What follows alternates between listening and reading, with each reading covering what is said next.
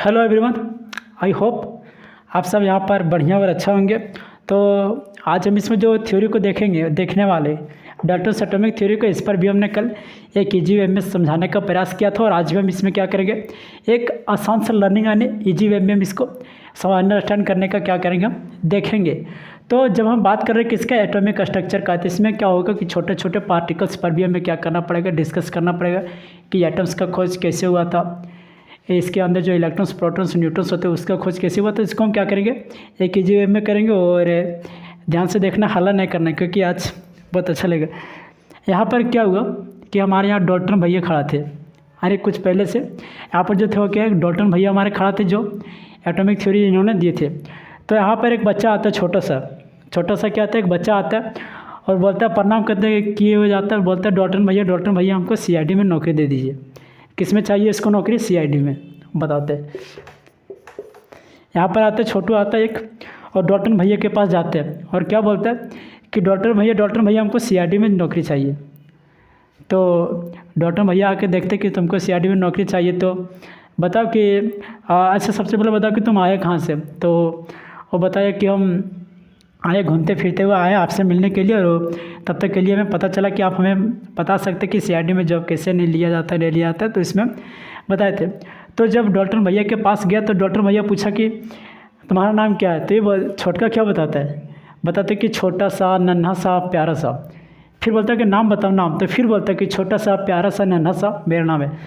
तो पूछा कि तुम्हारा नाम बताओ क्या है, तो लास्ट में ही बताता है, बहुत देर के बाद एटम्स बताता है।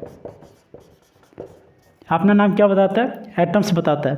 यानी ये हो गया डॉल्टन भैया हो गया, ये क्या हो गया, एटम्स हो गया।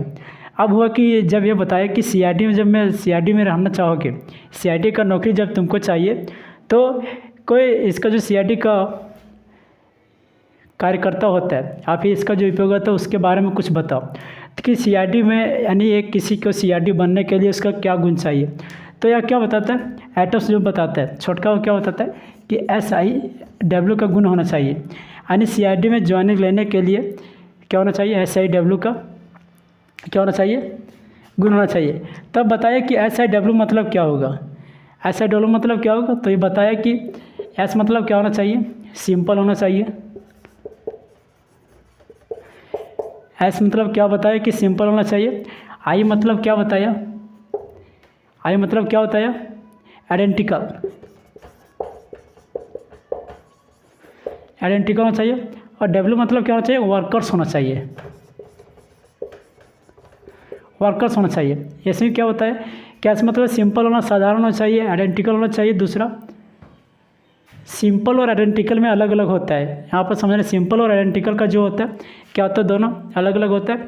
तो वर्कर्स होना चाहिए, W मतलब।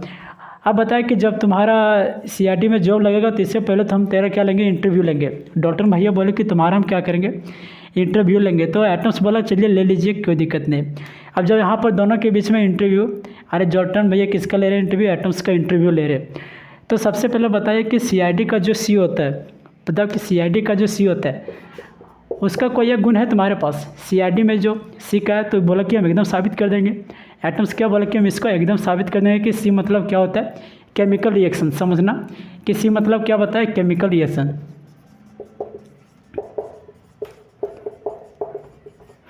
क्या बताया कि केमिकल रिएक्शन बताया। तो एटम्स बोला क्या होगा, केमिकल रिएक्शन। तो पता कि कोई जब केमिकल रिएक्शन होता है तो क्या तुम केमिकल रिएक्शन कर पाओगे। एटम्स बोला जी बिल्कुल, हम कसम खा के कहते हैं कि इसका हम क्या करेंगे, केमिकल रिएक्शन का गुण मेरे पास है। तो जितने भी सारे एटम्स होते हैं वह क्या होता है, आपस में केमिकल रिएक्शन करके क्या बनाते हैं, मॉलिक्यूल्स बनाते हैं। बोला हाँ, तो मेरे पास तो है केमिकल रिएक्शन, हम इसको कर सकते हैं। केमिकल रिएक्शन करेगा, जरूर करेगा। एटम्स आपस में एक दूसरे के साथ क्या करते हैं, केमिकल रिएक्शन करके कंबाइन करके क्या बनाते हैं, प्रोडक्ट। अगला जो होता है आई मतलब, वह क्या बताया कि आई मतलब क्या हो जाएगा, आइडेंटिकल। यहाँ पर भी आइडेंटिकल बताया था, यहाँ पर भी आइडेंटिकल। आइडेंटिकल कहने का मतलब क्या होता है कि जो सेम एलिमेंट्स के, जितने भी सारे एलिमेंट्स, सेम एलिमेंट्स के या फिर सेम एटम्स के जितने भी सारे गुण होते हैं वह क्या होते हैं, समान होते हैं। हम देखो बताते हैं आपको। यहाँ पर हम क्या लिए, एक छोटा सा मेटल्स लिया, यानी मेटल एल्युमिनियम का मेटल है, तो इसमें जितना भी सारा मॉलिक्यूल्स होता है आपस में जो मिल करके बना हुआ, किससे मिल करके बना है, छोटे छोटे एटम से मिल करके बना है। तो ये बताया कि यहाँ पर जो होता है आइडेंटिकल हुआ, क्या हो गया, आइडेंटिकल हुआ। अब हम इसको यदि आगे समझना चाहेंगे तो अब दूसरा बार में पूछा गया कि डी मतलब क्या होता है, तो क्या होता है कि डिफरेंस होता है। डी मतलब क्या होता है, डिफरेंस होता है। तो बोला कि डिफरेंस जब होता है तो कोई इसका प्रॉपर्टी बताओ, तो एटम्स बताने लगा। एटम्स बताने लगा कि जो अलग अलग एटम्स के प्रॉपर्टी होते हैं वह क्या होते हैं, डिफरेंस होते हैं। जैसे मान लिया कि इसका यहाँ पर मैं क्या ले लिया, एल्युमिनियम लिए, और दूसरा में क्या लिया, आयरन ले लिए।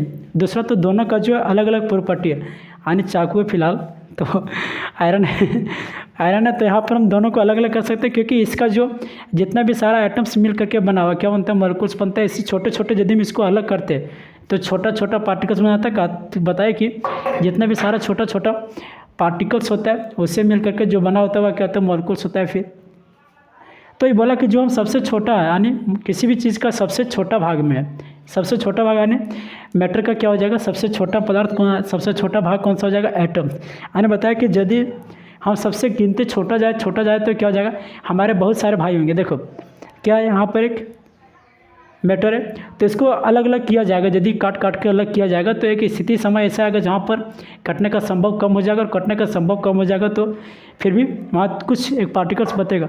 तो जितना छोटा करेगा, मेरा बहुत सारे भाई होंगे, लेकिन इसमें जो मेरा प्रॉपर्टी होगा, गुण होगा, वह आपस में एक भाई के साथ मिलेगा, और अपने दोस्त के भाई के साथ भी क्या होगा, नहीं मिलेगा। तो इससे डिफरेंस में आता है। तो डिफरेंस में बताया कि जो मेरा और किसी दूसरे भाई, मेरा और जो मेरा दोस्त का जो गुण होता है वह क्या होता है, आपस में एक दूसरे के साथ अलग होता है, अलग होता है। तो इसके साथ जो भी गुण होते हैं वह क्या होते हैं, डिफरेंस होता है। तो बताया कि चलो अब तुम्हारा हम इसमें क्या करते हैं, नौकरी ले दिया ही देते हैं। किसमें, सीआईडी में इसका नौकरी हो जाता है। अब जब सीआईडी में इसका नौकरी हो जाता है तो हम फिलहाल देखो इसको यदि छोटे पॉइंट्स में लिख सकता है तो लिखो, नहीं लिखेगा तो कोई दिक्कत नहीं है, समझने के लिए हम बताए थे। क्या इसको लिखा, लिख लिया।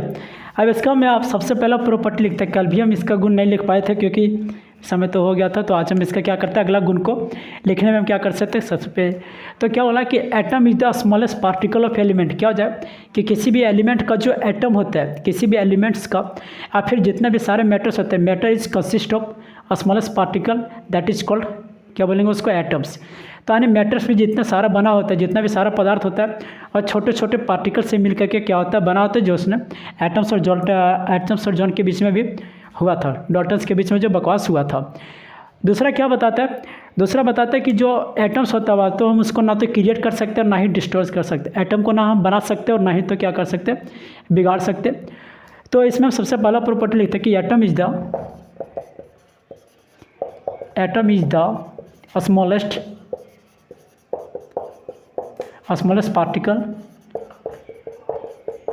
particles of an element. Atom is the smallest particle of an element which cannot be, इसको हम क्या कर सकते हैं, फर्दर डिवाइड नहीं कर सकते, which cannot be further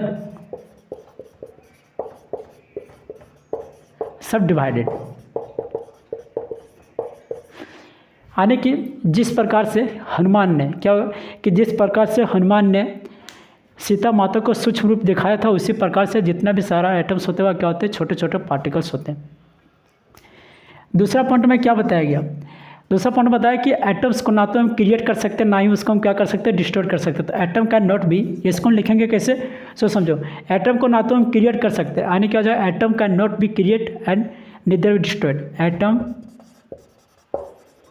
can not be create and neither be destroyed। Destroy कर सकते हैं, यानी जो थर्ड नंबर में पॉइंट में हो जाएगा वह क्या हो जाएगा कि जो सेम टाइप्स के एटम्स होते हैं वह क्या होते हैं, उसका प्रॉपर्टी क्या होता है, सेम होता है। तो सेम एलिमेंट यानी सेम एलिमेंट या सेम प्रॉपर्टी, यानी सेम एलिमेंट्स के जो प्रॉपर्टीज होते हैं वह क्या होते हैं, सब समान होते हैं। यदि हम देखना चाहेंगे विथ रिस्पेक्ट टू, क्या हो जाएगा, शेप हो जाएगा, साइज हो जाएगा, आदि वगैरह क्या हो जाएगा, सब सेम हो जाएगा। यदि हम इसमें फोर्थ पॉइंट में देखना चाहेंगे तो फोर्थ पॉइंट में क्या बताता है कि ये डिफरेंट एलिमेंट्स के जो एटम्स होते हैं उसका क्या होता है, सारा गुण डिफरेंट होता है। क्या होता है कि डिफरेंट एलिमेंट के जितने भी सारे प्रॉपर्टी होते हैं वो क्या होते हैं, डिफरेंट होते हैं। तब क्या हम इसको लिख सकते हैं कि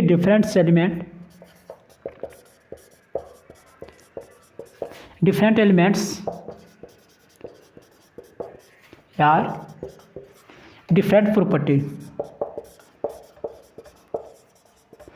different elements are different property with respect to किसके हो जाएगा, यानी शेप हो जाएगा, दूसरा क्या हो जाएगा, साइज हो जाएगा, और हम वगैरह कुछ इसको लिख सकते हैं। जो पॉइंट 5 में हो जाएगा वह क्या हो जाएगा कि जब जो कोई आइटम सिंपल रेशियो में कंबाइन करता है तो क्या बनाता है, मॉलिक्यूल्स बनाता है। क्या होता है कि जब कोई डिफरेंट एलिमेंट्स आपस में कंबाइन करता है तो क्या बनाता है, मॉलिक्यूल्स बनाता है। यानी the combination of two different element, क्या हम यहाँ पर लिख सकते हैं कि the combination of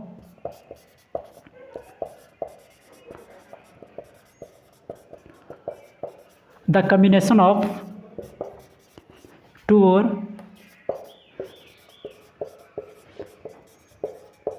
more than different element, and the combination of two or more than different elements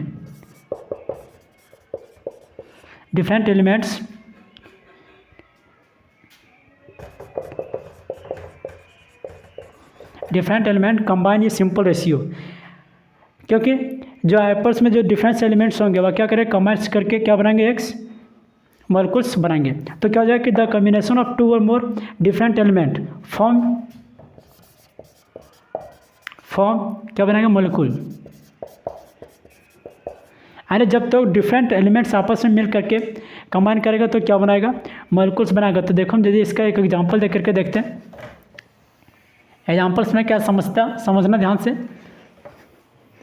क्या हो जाएगा कि Mg प्लस O2 यदि हम लेंगे तो क्या बनाएगा, MgO बनाएगा। इसको बैलेंस कर लो, यहाँ पर 2 ऑक्सीजन है तो 2 ऑक्सीजन के लिए यहाँ पर 2 लगाएंगे। जब यहाँ पर 2 लगाएंगे तो 2 ऑक्सीजन हुआ, लेकिन 2 मैग्नीशियम बढ़ गया तो क्या करेंगे, यहाँ पर 2 हम लगा दिए। क्योंकि इसको आप क्लास 10th में ही बैलेंस करने के लिए सीख गए होंगे, एलिमेंट्स को कैसे बैलेंस किया था आपस में एक दूसरे के साथ। अब हम यदि हम आगे चलते हैं पॉइंट्स नंबर 6 में। और क्या होता है, पॉइंट्स नंबर 6 में क्या होता है कि अब हम एटम्स को क्या कर सकते हैं, फर्दर सब डिवाइड कर सकते हैं। किसके द्वारा, आर्टिफिशियली के द्वारा। यानी एटम कैन बी सब डिवाइडेड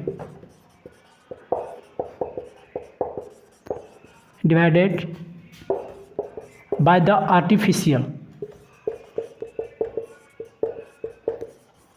आर्टिफिशियली हम क्या कर सकते हैं, इसको सब डिवाइड कर सकते हैं।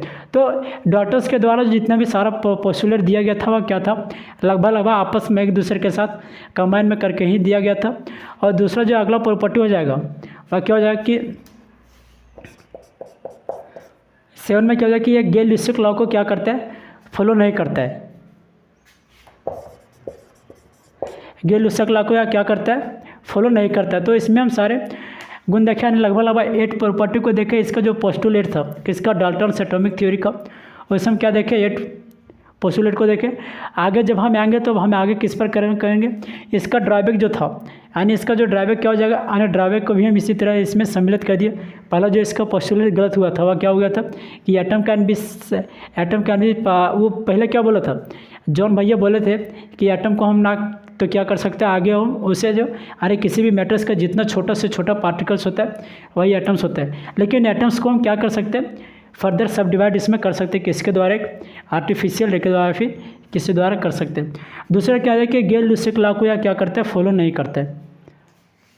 इसको बताता है पोस्टुलेट। यहाँ पर इसका जो 2 ड्रॉबैक हो जाएगा, कारण जो हो जाएगा कि जो इसका फेल कर गया और लगभग 2 प्रॉपर्टी के कारण इसका फेल हो गया।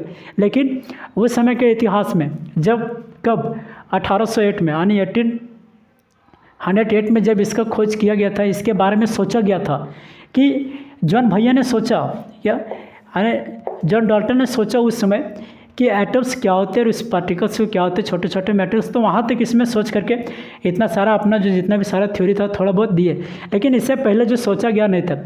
इससे पहले क्या था कि महर्षि कन्नड़ ने भी बताया था, महर्षि कन्नड़ ने बताया था कि हम लोग जो मिल करके बने होते हैं, और किससे बने होते हैं, पंच तत्व से, यानी इसको लिख देते हैं पंच तत्व से मिल करके बने होते हैं। किसे, इससे पहले भी पता चल गया था थोड़ा बहुत, लेकिन उतना ज़्यादा इसका डिस्कवरी नहीं हुआ था। तो लगभग जब 1808 के टाइम में आए तो जॉन डाल्टन ने बताया कि जो इसका थ्योरी होता है उसको हम कुछ आगे कर सकते हैं। तो हम यहाँ पर जो कहानी बताए थे अभी किसके बारे में, जॉन के बारे में और एटम्स के बारे में। जो यहाँ पर जॉन भैया थे और यहाँ पर छोटका जॉन था, एटम्स था, उसी में हम कवर करके इसमें बताया। हम इसको आगे भी समझाएंगे, उसके बाद में आगे क्या करेंगे, डिस्कवरी ऑफ इलेक्ट्रॉन के बारे में देखेंगे। इलेक्ट्रॉन के बारे में जब हम उसमें डिस्कवरी करेंगे तो उसमें क्या होगा, उसके एनोड रे के बारे में देखेंगे, कैथोड रे के बारे में देखेंगे, अल्फा रे, बीटा रे के बारे में उसमें देखेंगे। तो बहुत सारे छोटे पार्टिकल्स में बताए थे। लेकिन जो इसका जो फेलियर हुआ था, डाल्टन्स लॉ जो फेल हुए थे वह किसके कारण हुए थे, बताया कि एटम्स को हम फर्दर सब डिवाइड नहीं कर सकते। एटम्स जो छोटा सा पार्टिकल होगा उसको फर्दर सब डिवाइड नहीं कर सकते। लेकिन आपके समय एटम्स को भी डिवाइड कर दिया गया।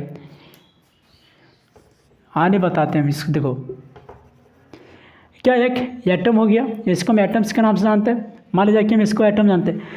अभी जो जॉन भैया थे वह क्या बोले कि इसको अब हम क्या कर सकते, इसको जो है एटम्स को हम फर्दर अब इसको और छोटा कर ही नहीं सकते। हाँ तक तो बता दिए थे, लेकिन आपके समय में क्या हो जाए कि आर्टिफिशियली के द्वारा हम इसको क्या कर सकते हैं, तोड़ सकते हैं, यानी और छोटा कर सकते हैं।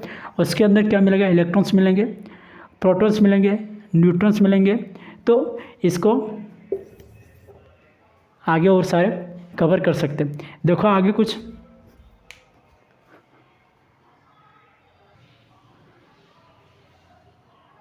क्या लिखा है, इसको लिखा तो चलो हम इसको साफ कर लेते हैं। यहाँ पर एक हम इसको और लिख देते हैं 9 में। देखो आर्टिफिशियली, यहाँ पर क्या हो जाएगा, आर्टिफिशियली रेडियो एक्टिव हो जाएगा, आर्टिफिशियली रेडियो एक्टिव। इसका एक लिखते हैं कि एटम कैन बी फर्दर सब डिवाइडेड। एटम को हम क्या कर सकते हैं, फर्दर सब डिवाइड कर सकते हैं, किसमें, इलेक्ट्रॉन, प्रोटॉन, न्यूट्रॉन्स में। एटम कैन बी फर्दर सब डिवाइडेड,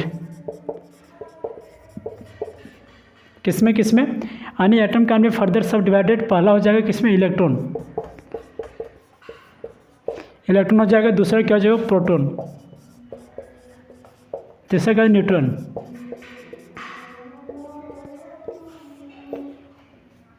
तीनों में हम क्या कर सकते हैं, इसको फर्दर सब डिवाइड कर सकते हैं। तो जितना भी सारा इसका पोस्टुलेट था वह क्या करना है, याद करके इसको क्या करना है, याद नहीं करना, वैसे समझना है, क्योंकि एग्जाम में पॉइंट भी से इस टॉपिक पर क्वेश्चन कभी कभी आ सकता है, कभी कभी नहीं भी आ गया। बोर्ड एग्जाम का यदि हम बात करते हैं तो इसमें हो सकता है कि इसका पोस्टुलेट लिखने दे दे, लेकिन ऐसे भी इससे बहुत ज़्यादा पोस्टुलेट इंपॉर्टेंट है। आगे अब जब हम पढ़ेंगे तब इसमें तो क्वेश्चन ज़्यादा कुछ बनता नहीं है, बस इसमें समझना था कि जो एटम्स का प्रक्रिया चल आ रहा था, एटम्स का प्रक्रिया तो चला आ रहा था और किस समय से लेकर के चला आ रहा था। तो हम यहाँ तक देखें लगभग इसमें 9 पोस्टुलेट को देखें। इसी के अंदर हम ड्रॉबैक को शामिल किया, जो इसका क्या था, खामियाँ, जिसके कारण यह इसका डाल्टन्स लॉ फेल हुआ था। लेकिन उस ज़माने में क्या था, बहुत ज़्यादा इसका महत्व था, क्योंकि उस ज़माने तक सोच लिया गया था कि मैटर्स को हम एक छोटे पार्टिकल्स में डिवाइड कर सकते हैं, जिसका नाम एटम्स रखा गया। तो आगे हम इसको अगला लेक्चर में देखेंगे, और अगला लेक्चर में देखने के साथ